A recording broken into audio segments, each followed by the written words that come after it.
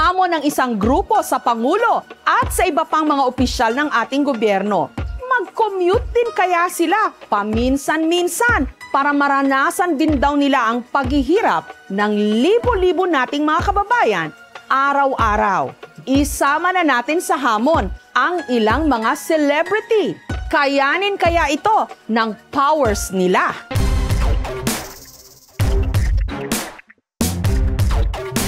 Sa mga nakalipas na linggo, sunod-sunod ang mga pagbabago ng ilang patakaran sa mga pangunahing lansangan ng Metro Manila. Maganda man ang intensyon ng mga pagbabagong ito, hindi naman maikakailang umaaray ang mga nagko-commute. May mungkahi tuloy na dapat daw subukan ng mga politiko na mag-commute paminsan-minsan para maranasan din nila ang mga hirap ng mga namamasahe. Pero dito sa ating programa, ang hinamon namin sa ating commuting challenge, ang ilang celebrities. Ang mga magiging commuter, straight from the land of milk and honey. Ang feeling US First Lady, Michelle Obamshell. Mabuhay Philippines! This is Michelle Obamshell, your one and only First Lady with the Black Beauty. Makakasama rin natin ang isa sa mga artista sa My Husband's Lover na si Rodjun Cruz. At syempre, ako rin sasabak sa challenge na ito. Alas 5 ng hapon ng Biyernes, sinubukan kong makipagsabayan sa uwian ng mga pasahero ng LRT. Magkano ho? Hanggang Cubao? 14. Salamat!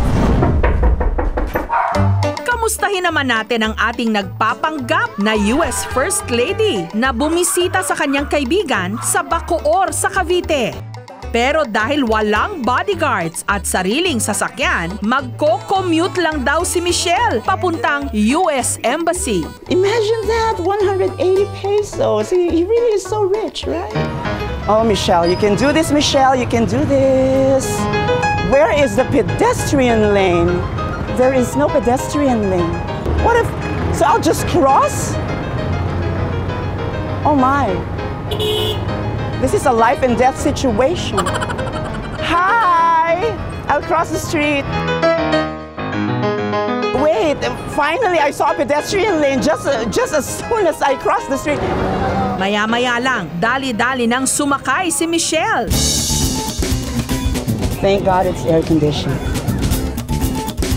Mabuti na lang at may naupuan pa siya sa aircon bus papunta sa bagong bus terminal sa may Coastal Mall. How much? 20. 20 lang po. 20. To Coastal Mall, okay. And from the Coastal Mall, how do I get to the U.S. Embassy? Just, if you go down there, just, diretso po ng sito. Oh, nosebleed. Got you. Samantala si Rodjun naman, matapos mamasyal sa Maynila, kinailangan niyang bumalik dito sa Quezon City. Dahil pa rush hour na, nahirapan siyang makipagsiksikan. Sa lahat ng mga paraan ng public transportation, itong LRT ang may koneksyon sa akin at sa aking career. Kasi ang unang-una kong storya na ginawa bilang reporter ay yung tungkol sa LRT nung unang beses pa lang itong inilunsad. Sir, we'd like to know how is the ridership of the Metro Rail since classes open? Ito ang kauna-unahan kong storya, kaya babalikan ko siya ngayon dito sa ating commuting challenge. Matapos bumaba sa Southwest Integrated Terminal, ordinary bus papuntang Quirino naman ang kanyang sinakyan. How's the new, the new bus scheme? More time consuming, check, and more fare. Do you think that more fare is fair or unfair? I have 12 pesos. Yours. Come on, buy food, and change your lifestyle. It will go places. 12 pesos. Dahil traffic sa may Rojas Boulevard, umidlip muna si Michelle sa bus. Kumusta naman kaya ang pinakabagong Kapuso Hunk? Eto, Project 8. Pwede na ito sakyan.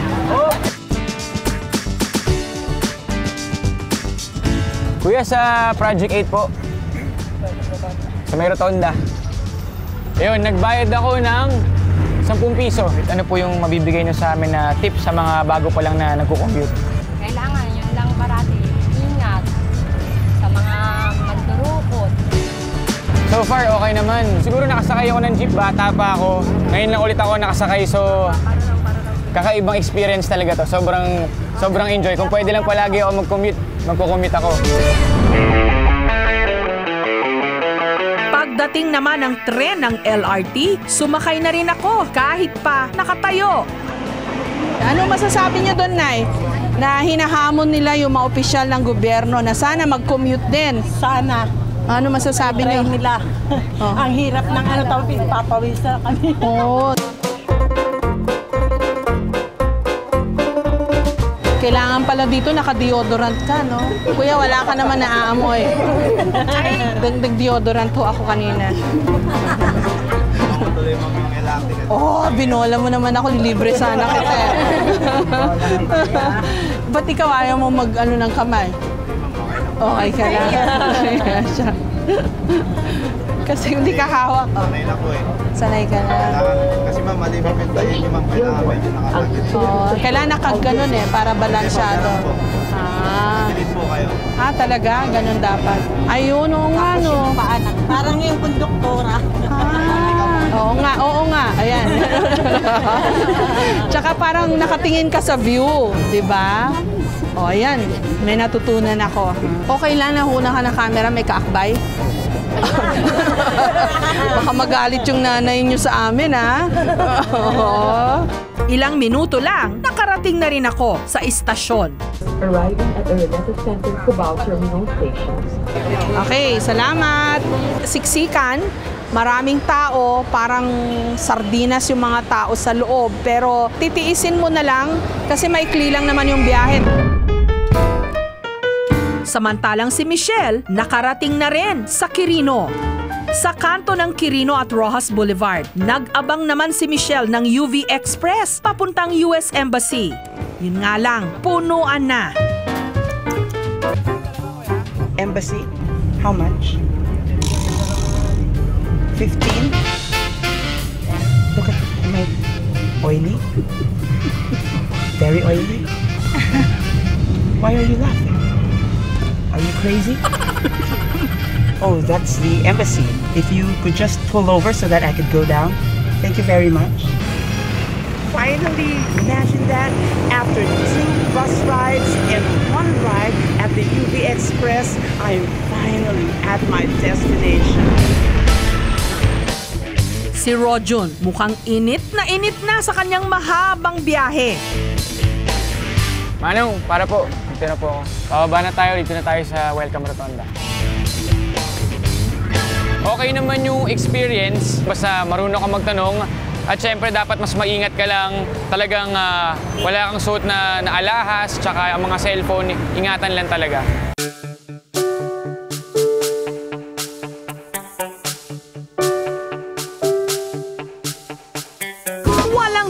Marami pang ang kailangang ayusin sa sistema ng transportasyon dito sa ating bansa.